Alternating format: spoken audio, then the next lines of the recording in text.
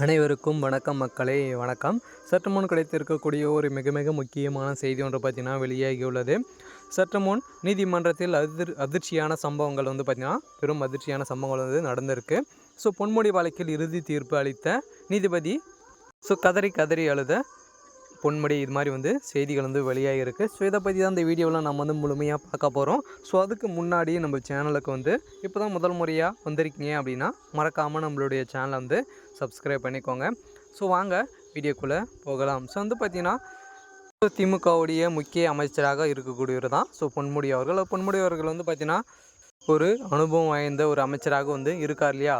இந்த நிலையில் வந்து பார்த்திங்கன்னா அமைச்சர் பொன்முடி அவர்கள் வந்து செம்மணி குவாரி வழக்கில் வந்து பார்த்திங்கன்னா அதிரடியாக வந்து சீக்கிரிக்க நிலையில் தான் பெரும் அதிர்ச்சி அளிக்குது இல்லையா. ஏற்கனவே வந்து இந்த நிலையில் அரசுக்கு வந்து பார்த்திங்கன்னா 2 லட்சம் கோடிக்கு மேலே வந்து பார்த்திங்கன்னா இவர் வந்து இழப்பீடு வந்து செஞ்சதாக தொடரப்பட்ட வழக்கில் அதிரடியாக வந்து பொன்முடி அவர்கள் வந்து கைது செய்யப்பட்ட நிலையில் தான் பெரும் பரபரப்பை வந்து ஏற்படுத்தியிருக்கு. ஏற்கனவே வந்து செந்தில் பாலாஜி அவர்களும் வந்து புலசிறையில் வந்து இருந்து வரார் இல்லையா. இந்த நிலையில் வந்து பார்த்திங்கன்னா மீண்டும் அமைச்சர்கள் வந்து அதிரடியாக கைது செய்யப்படும் நிலையில் வந்து திமுக ஆட்சி வந்து நடக்குது இல்லையா. இந்த நிலையில் ஏற்கனவே அமைச்சர்கள் வந்து பார்த்திங்கன்னா கொலை வழக்கில் அதிரடியாக வந்து சம்மந்தப்பட்டிருக்கிற நிலையில் தான் பெரும் பரபரப்பை வந்து ஏற்படுத்தியிருக்கு. இதனால் வந்து ஆனந்தாங்க வெங்கடேஷ் அவர்கள் வந்து பார்த்திங்கன்னா நீதிமன்றத்தில் வந்து ஒரு அதிர்ச்சியான சம்பவங்கள் வந்து நடத்தியிருக்கிற நிலையில் தான் அங்கே வந்து அடிதடி மோதல்கள் வந்து ஏற்பட்டதாகவும் ஒரு செய்திகள் வந்து வெளியாக இருக்கும் நிலையில் அதனால் வந்து பார்த்திங்கன்னா பொன்முடியுடைய அதிரடியாக வந்து பார்த்திங்கன்னா அவர் வந்து கைது செய்து 3 ஆண்டுகள் சிறை தண்டனையும்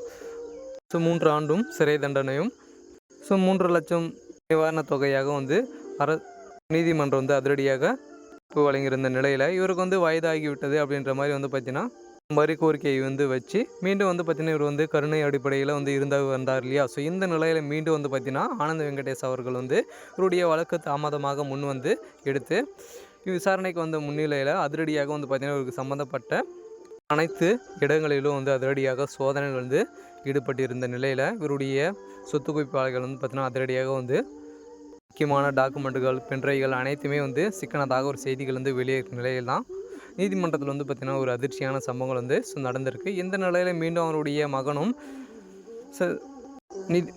அமைச்சர் பொன்முடி அவர்களும் அதிரடியாக வந்து சீக்கியிருக்கிற நிலையில் தமிழகத்தில் வந்து பார்த்திங்கன்னா பெரும் இழப்பை வந்து ஏற்படுத்தி தந்திருக்க நிலையில் அதிரடியாக வந்து பொன்முடி அவர்கள் வந்து கதறி அழுதுருக்க நிலையில் பெரும் அதிர்ச்சி அளிக்குது.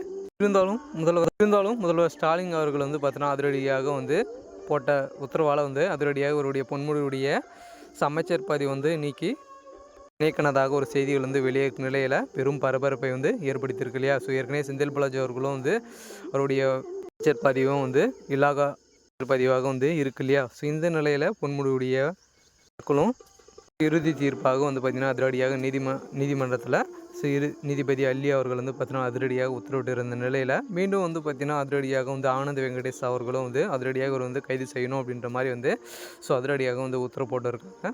இருந்தாலும் இவருடைய வழக்கில் என்ன நடக்க போகுது அப்படின்றத வெயிட் பண்ணி பார்க்கலாம். இது மாதிரி அரசியல் சார்ந்த நிகழ்வுகளை தெரிஞ்சுக்கணும் அப்படின்னா மறக்காமல் நம்மளுடைய சேனலை சப்ஸ்கிரைப் பண்ணி